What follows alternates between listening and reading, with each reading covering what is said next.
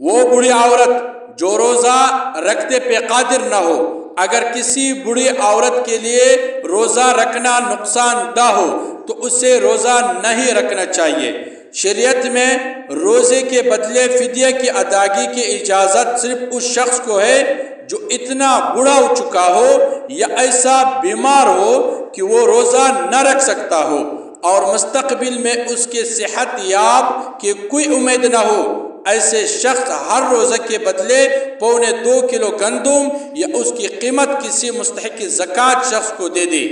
تاہم ایسے شخص جو تندرست ہو اور روزہ رکھنے پہ قادر ہو یا جس نے وقتی بیماری کی وجہ سے روزہ ترک کیا ہو اور زندگی میں دوبارہ صحت مند ہونے کی امید ہو، اس کے لیے روزہ کا فدیہ ادا کرنا جائز نہیں۔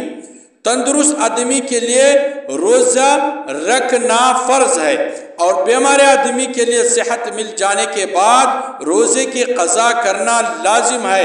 بہرحال ایک روزے کے فدیہ کی مقدار 2.25 کلو گندم یا اس کی قیمت ہے۔ ہر مہینے میں جتنا روزے ہوں 29 یا 30 اتنا ہی فدیہ ادا کرنے ہوں گے۔ ایک روزے کا فدیہ ایک مسکین کو صبح شام 2 وقت پیٹ بھر کر کھانا کھلانا ہے یا صدقہ فطر دینا ہے، جو اس کی قیمت کسی غریب مستحق زکوٰۃ کو دینا ہے۔